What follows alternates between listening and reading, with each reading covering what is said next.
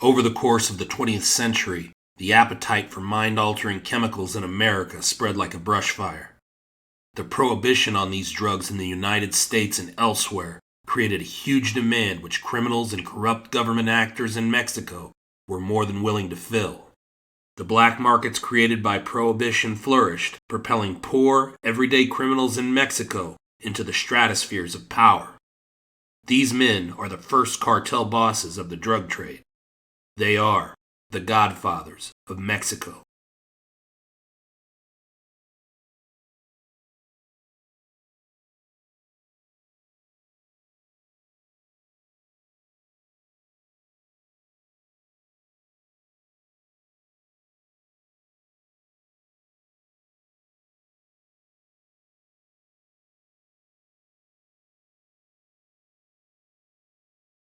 The Godfather of Sinaloa, Pedro El León de la Sierra Aviles.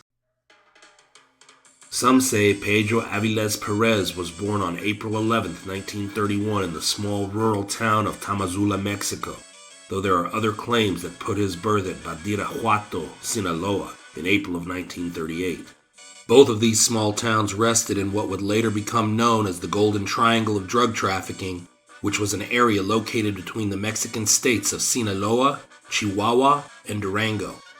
In the 1600s, Jesuit missionaries founded the Mission San Ignacio de Tamazula, which the town of Tamazula was built around. The town is located on the border between the two Mexican states of Durango and Sinaloa. Meanwhile, Badiraguato is located in the same area on the Sinaloa side of the state border. For young Pedro's parents, Adolfo Aviles and Aureliana Aviles Perez, merely surviving was likely a day-to-day struggle. There were not many options for children born into the region. Due to living in abject poverty, entering the drug business was probably the only option for young Pedro. By the age of 15, Aviles was already getting himself involved in the cultivation and smuggling of marijuana into the United States. Rumors state that he would drive the family's old beat-up car through the Sierra Madre mountain range to the U.S. border, where he would then smuggle marijuana into the United States. He would continue to smuggle marijuana to the United States throughout the late 1950s and the early 1960s, creating a small network of associates in the process. Also during this time, he soon discovered another product that he believed could make him more money than marijuana. This product was opium. Opium, or poppy tears, is a dried latex obtained from the seed capsules of the opium poppy plant. In the Golden Triangle, the poppy plant grew wild and was soon being cultivated throughout the area. Aviles organized the farmers and convinced those still farming corn and other agricultural products to instead farm poppy. The farmers readily went along, as they would make 3 to 4 times more money growing poppy than other products. Farmers would milk the poppy plant and sell the gum to traffickers, who would then refine it into opium and later heroin. Soon, Aviles organized the producers of opium under his leadership and coupled them with his gang of marijuana smugglers. From this, Aviles controlled opium production from the farm through the refinement process, all the way to smuggling it across the border for distribution. And thus, the Aviles cartel was born. Rather than switching products completely, Aviles merely added opium to his shipments of marijuana headed north. There are many legends and exaggerations concerning the life and exploits of Pedro Aviles. For instance, legend had it that Aviles would even sell his opium to the United States government through intermediaries during World War II. Prior to the war, the United States imported most of their poppy, which is also the precursor for the painkiller morphine, from Asia. Because of shipping constraints brought on by the war, the United States would have needed to source their poppy elsewhere due to high demand for morphine on the battlefields of World War II. While it is plausible that the United States could have sourced their poppy from Mexico, it seems unlikely that Aviles would be involved, as World War II ended in 1945, when Aviles was only 14 years old. In the late 1940s and early 1950s, Aviles would begin making contacts with members of the American organized crime underworld. The Aviles organization's routes ended along the California-Arizona border, and thus needed American wholesalers to move the product further north, as well as distributors for their product. Another far-fetched rumor was that one of the American gangsters that Aviles had made a deal with was none other than Bugsy Siegel. Siegel made his bones in New York as a member of Murder Incorporated and had at this point moved out to the west, where he now ran his operation out of Las Vegas and California. Siegel, along with other members of organized crime in the United States, saw that there was money to be made in the heroin business and needed a big-time supplier to fill the demand. Through an intermediary named Max Kosman, deals were made and heroin began flooding into the United States. Kosman would even travel to Tijuana to make sure everything went smoothly. Through Kosman, who was aptly named the King of Opium, the Mafia would make millions of dollars from the sale of heroin in the United States, and a large portion of it was supplied by Pedro Aviles.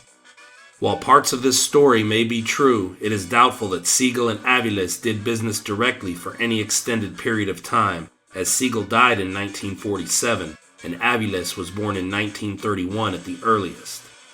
The Aviles connection to Max Kosman and the Mafia, however, seems much more likely. Pedro Aviles was also an innovator of sorts when it came to the business of smuggling. It is believed that he was the first Mexican trafficker to use airplanes to smuggle drugs into the United States. The more resources the United States used to stop the importation of drugs from Mexico, the more innovative Aviles became. As the Aviles organization expanded, he would break his smuggling empire into separate districts or plazas. He would install capos or plaza bosses in each district that would oversee cartel operations in their own respective areas. In the Durango Plaza, Aviles would install Jaime Herrera Nevares. In Sinaloa, the man in charge was Ernesto Don Neto Fonseca Carillo. And finally, in the Sonora Plaza along the border, Aviles would install Miguel Angel Uriarte. Each plaza boss had their own crew and made most day-to-day decisions within their area of influence. Aviles would also have other highly placed lieutenants handling other areas of responsibility. Working essentially as his foreman or head of production was a young farmer by the name of Rafael Caro Quintero, and his bagman, who handled political relations and payoffs, was a former Mexican federal judicial police agent who also worked as a family bodyguard for the governor of Sinaloa State, Leopoldo Sanchez Celis. His name was Miguel Angel Felix Gallardo. During later years, Aviles also employed a young kid from the mountainous region of Sinaloa who would go on to be the top trafficker in the country throughout the beginning of the 21st century. His name was Joaquín El Chapo Guzmán Loera. Many of these names, and others that were unmentioned, would go on to control many of the future cartels and plazas throughout the next 50 years. Throughout the 1960s, Aviles became a rich man, and not forgetting where he came from, became a benefactor for many of the poor in the mountainous villages of Sinaloa. He would often celebrate in his hometown of Badiraguato, Sinaloa, by throwing huge parties. He would provide food and liquor, and even pay for musicians to perform, celebrating with the poor residents of the area. It is rumored that he would also distribute money among the poor. This earned him the loyalty of the locals and afforded him legendary status as a Robin Hood figure of sorts. However, this was only one side of the man. He was also known to kill for the smallest of infractions. On more than one occasion, it was rumored that he had farmers killed for poor harvests or agriculture mismanagement. He would maintain his power and status throughout the 1970s.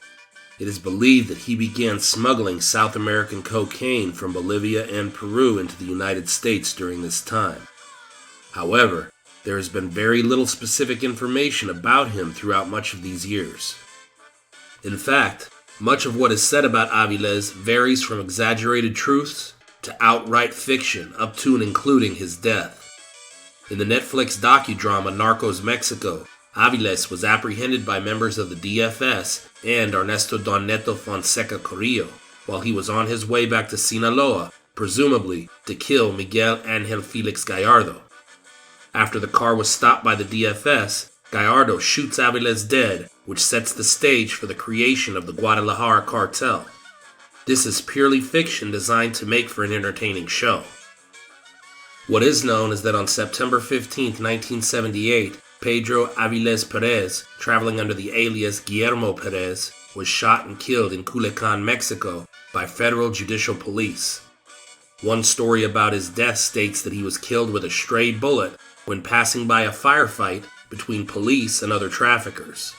A second, and perhaps more believable story states that Aviles was stopped by the federal judicial police while traveling in Culiacan.